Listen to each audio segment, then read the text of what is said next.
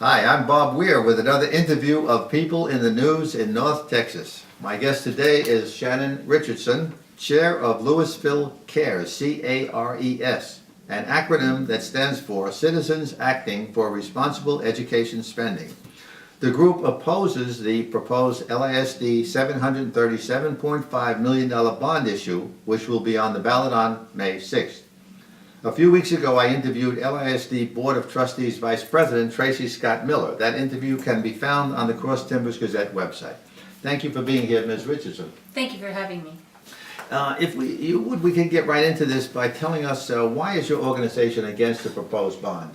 Well, actually, we are a diverse group of people who are fighting the bond for several different reasons. Personally, I am advocating for Hedrick Elementary, which was defeated in the bond, contrary to some promises that were made back in 2008 with the previous bond. Also, I was fighting for Hedrick because as I'm part of the Facility Advisory Committee, when I was originally joining the committee, I received a letter from the facilitator, and she said that Dr. Rogers and the district are aligned with you regarding the value of neighborhood schools, and though hard decisions may have to be considered sometime in the future, this committee will not look at any closings or consolidations of your schools. Yet in the Central District, we have the closing of Hedrick Elementary now, and the consolidation of College Street Elementary, which will be folded into possibly Central Elementary and the new facility that's being built on Main Street to take the place of Purnell School. But in the process of my advocating for our school and appearing on television, writing editorials, making petitions and picketing, things like that, I started receiving contacts from other people who were also against the bond. Some of them were against the bond for tax purposes. Some were against the bond for excessive spending on certain items like black box theaters and stuff. Others are objecting to the bond, the debt upon debt that this bond is creating. And so we all started to realize that we're all working together for the same purpose, saying that this is just too much bond, too much money being spent.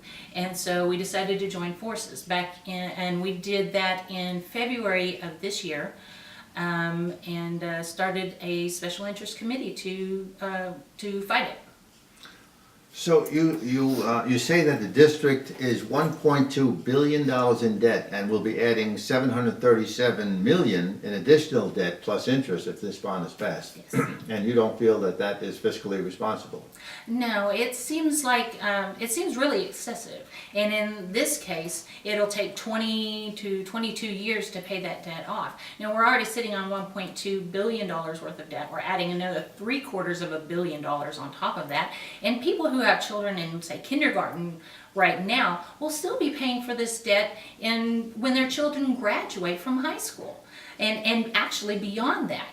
Plus, in addition, with all of this debt, there are things that, in 5 years, another bond will come up as well. So we're still adding debt on top of debt on top of debt, and it's just going to balloon from there. You say that the district overbuilt in other feeder patterns and underbuilt in the central zone. Could you explain what that means? The district hasn't built any new facility. Well, they built the LHS main campus, which was not on the original 2008 bond package. They also built a whole bunch of facility, like a swim facility. But now they're building a school now with this bond, several schools in the East Zone, several schools in the West Zone, and no schools at all. As a matter of fact, they're closing schools in the Central Zone. And the schools that they're closing, they're going to send to other schools that are farther away, and causing problems for the families that live in those schools as far as transportation and abilities to attend children's performances and things like that. And so we're fighting to get fair treatment for our central zone. So their plan is to tear down Hedrick Elementary, and those students will be bused to other schools. Well, that was the original plan. And recently I have, in conversations, the board seems to have backed away from busing and now saying, oh, well, we'll only bus the children if they're farther than 2 miles away from these new schools. And that's kind of a problem because these children are under the age of 11, and some of them are having to walk, a mile and a half. That's a really long way for a little kid at kindergarten or first grade or something like that. And so, and they're being sent to schools that are outside of the central zone or outside of the central zone feeder pattern. Forest Vista is supposed to be receiving. And actually, the board, when in my conversations with the board, they have not explicitly said which schools our children will be sent to. They're proposing that the Hedrick students will be sent to Vickery, Forest Vista, Parkway, Lakeland, Lakeland, and other schools in this zone and in the east zone. And so that kind of poses a problem because these children will eventually be attending Harmon, LHS Harmon, Hedrick Middle School. And so if they're being sent to schools that are outside of the feeder pattern, they're going to be getting, let's say the children that are sent to Forest Vista. Those children will have, I believe Forest Vista goes to Flower Mound High School. So all of their... This would, by the way, if I could interject, this will affect 620 students that currently attend? Yes, sir. Okay. And there's all the surrounding schools in the area are very close to maximum capacity. Parkway, Vickery, and one other school I'm drawing a blank on. They are within 100 students of their very maximum capacity. So they're not going to all be able to go to one school. They're all going to be scattered from, in different directions. And that causes a problem because a lot of these students live close together. It's breaking up neighborhoods. And a lot of the parents in our area are objecting to that because we would like for our families to stay, within walking distance of our homes. And you also expressed concern about the taxes going up. Yes, sir. And I understood from my interview with Mr. Miller that the taxes would be going up somewhere around $16 per month for the family with a home that's valued at about $300,000. So you can take it from there. If it's 600, it's double that, and what have you. Is that do you think excessive?